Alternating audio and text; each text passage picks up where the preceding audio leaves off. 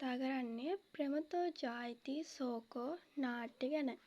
මේක එදිරිවීර සරච්චන්ද්‍ර මහතා විසින් ලියන ලදී. එතකොට අපි මුලින්ම නාට්‍යයක් කියලා කියන්නේ මොකක්ද කියලා බලමු. නාට්‍යයක් කියලා සමාජයට කැඩපතක් ඇල්ලීමයි ඒක කියනවා විලියම් ෂේක්ස්පියර්. එතකොට දැන් අපි විචාරයක් ලියද්දී මුලින්ම අර හැඳින්වීමක් හදාගන්න ඕන. අපි ඒක බලමු. ප්‍රේමතෝ ජායති සෝකෝ ප්‍රේමතෝ ජායති බය. ආදරයෙන්ම බයද උපදිනවා. එතකොට සරච්චන්ද්‍රයන්ගේ නූර්ති නාඩගම් ටීටර් මේ නාට්‍ය සම්ප්‍රදායන් කියලා තියෙනවා. අපරිදිග ස්වභාවික නාට්‍ය කලාව අනුගමනය කළා තමයි අපේම නාට්‍ය සරච්චන්ද්‍ර මහතා නිර්මාණය කරලා තියෙන්නේ. එතකොට අපිට තියෙන නාට්‍ය ගත්තොත් සිංහබාහු මනමේ ඔය වගේ නාට්‍ය ගන්න පුළුවන්. සද්ධර්මා ලංකාරයේ ස්වර්ණතිලකා කතාවස්තුව අනුසාරයෙන් තමයි ප්‍රේමතෝ ජායති සෝකෝ නාට්‍ය බිහි වෙලා තියෙන්නේ. අපි බලමු කොහොමද විචාරයක් ලියද්දී මේකේ හැඳින්වීම කොහොමද පටන් ගන්න කියලා. මම මෙහෙම කියන්නම්. නූර්ති නාඩගම් ටීටර් යන විදේශීය කලා සම්ප්‍රදායන්ගෙන් අපරදිග ස්වභාවික නාට්‍ය කලාව අනුගමනය කරමින් අපටම ආවේනික නාට්‍ය කලාවක් බිහිවීම සඳහා කටයුතු කළ චරිතයක් ලෙස එදිරිවීර සරච්චන්ද්‍රයන් හඳුන්වන්න පුළුවන්.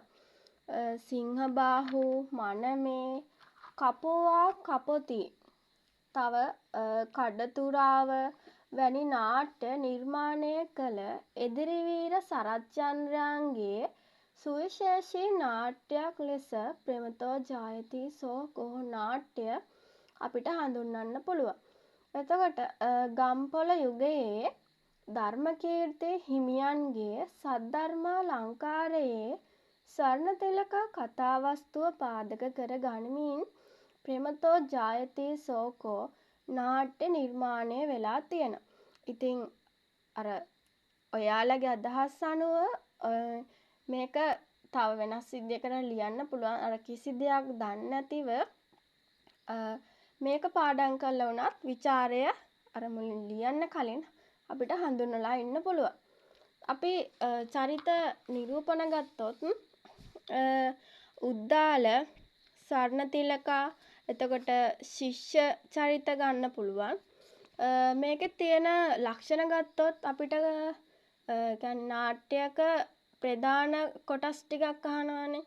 එතකොට නාට්‍යයක ලක්ෂණ අවස්ථා හා සිද්ධි චරිත ලක්ෂණ මූලාශ්‍ර ලෙස ගන්න පුළුවන්. එතකොට ස්වර්ණතිලකාගේ චරිතය ගත්තොත් මෙහෙම කියනවා එක තැනකදී ස්වර්ණතිලකා වීය ඇගේ නම ස්වර්ණ වර්ණයේ ඇගේ දේහය ස්වර්ණමාලා කලඹ සදිසිය සිහින් සිරුරින් නිකුත් රශ්මි. මේක කාන්තාව මේ ස්වර්ණතිලකාගේ රූමත් බව නැත්නම් ආකර්ශනීයත්වය ප්‍රකාශ කරන් තමයි මේකෙන් අදහස් කරන්නේ. එතකොට ස්වර්ණතිලකා දුරදිග බලා තීරණ ගැනීමට නාට්‍යයක ගැටුම් අවස්ථාවක පරාත්තකාමී බව හඟවන්න කියනවා මෙහෙම. අද යමි හෙට යමි ඔබතුමා කියනමුත් පිළින දුන් පරිදි මට නොයෙන්නේහි සේවයට. දැන් උද්දාල බමුණා ස්වර්ණතිලකට තියෙන ආදරයට ශිෂ්‍යයන් දැන් බලන් ඉන්නවා ශිෂ්‍යයන්ට උගන්වන්න ශිල්ප දක්වන්න එන්නේ කවද්ද කියලා. නමුත් ස්වර්ණතිලකාගේ දුරදක්නා නුවණ භාවිතා කරමින් උද්දාලට කියන අවස්ථාවක් තමයි මේක. ප්‍රේමයේ සුන්දරත්වය. ප්‍රේමයේ සුන්දරත්වය මෙහෙම කියනවා. ඇදුරුතුමා වන්න මගේ නුදුන් නමුත් ශිල්ප ශාස්ත්‍ර ජීවිතයේ ගිරිදුර්ගය නගින්ට අත්වැලක් දෙන්න.